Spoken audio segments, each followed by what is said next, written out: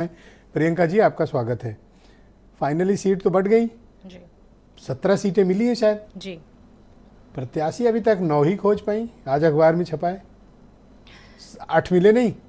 नहीं, प्रत्याशी की खोज जो है कर ली गई है और बहुत जल्दी इसकी सूचना आपके चैनल के माध्यम से जनता को दे भी दी जाएगी। परंतु एक बात, ये 400 का जब आंकड़ा बोला जा रहा था तो मुझे याद आ रहा है कि 400 रुपये का फॉर्म था जो अभी पुलिस भर्ती हुई है उसका, और जो हमारे युवा हैं, जो बच्चे 50 लाख के करीब उस फॉर्म को भरते हैं, उसके बाद एग्ज़ाम देते हैं, कष्ट सहते हैं और उसके बाद वो पेपर लीक आउट हो जाता है, उसकी जिम्मेदारी कौन लेगा?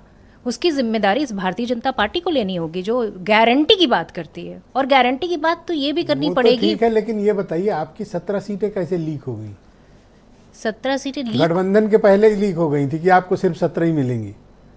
नहीं, मुझे लग रहा है कि अभी तो इससे पहले जो चर्चा हो रही थी वो 11 सीटों हो रही थी, उसके बाद 17 सीटों की है, तो ऐसा कुछ लीक नहीं हुआ। पर हाँ, कयास तो राजनीति में लोग लगाते ही हैं। 17 पे ही आपको चुनाव लड़ना था तो ये दिसंबर का प्रस्ताव था, इतना समय क्यों जाया किया आपने?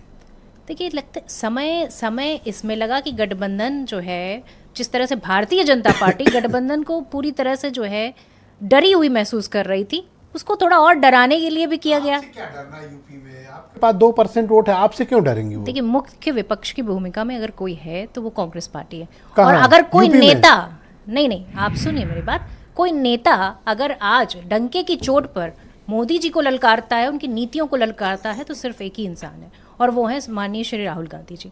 लगातार इनकी हर एक नीति को चुनौती देते चले आ रहे हैं, हर किसी डर को दरकिनार करके। मुझे लगता है कि आज इस बात को स्वीकार करने में मुझे लगता है किसी भी दल को, किसी भी नेता को, किसी भी कार्यकर्ता को, इस जनता को कोई आपत्ति नहीं होगी, क्योंकि हर बार हर मुद्दे पर अगर किसी ने किसी सवाल पूछे तो वो माननीय श्री राहुल गांधी ने पूछे हैं। तो ये सलमान खुर्शीद जी सवाल क्यों पूछ रहे हैं? सर, वरिष्ठ नेता हैं, उनको सवाल पूछने का अधिकार है। अपनी पार्टी में लोकतंत्र है तो सवाल पूछेंगे तो जवाब भी मिलेगा, जवाब मिलेगा तो नाराजगी भी दूर हो जाएगी। और मुझे नहीं लगता इस तरह की कोई नाराजगी है हमारे बीच में, और जो भी है तो ट्वीट देखा है ना?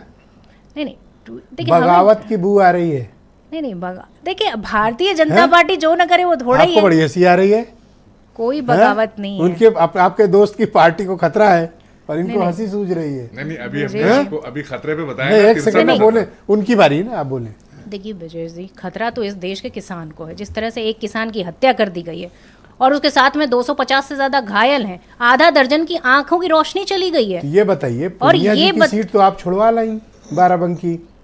सलमान साहब ने कौन सी गलती की थी जो फर्रुखाबाद नहीं छूटा? देखिए, मुझे लगता है कि ये शीर्ष नेतृत्व का डिसीजन था और कुछ सोच समझ के ही किया गया होगा। ये आपस की वार्ता के बाद है और मुझे लगता है कि सबको स्वीकार करना चाहिए। जो भी शीर्ष नेतृत्व हमारा डिसीजन लेकर आता है, हमें पूरी मेहनत के साथ। तो सलमान खुर्शीद ही मिले थे कुर्बानी के लिए।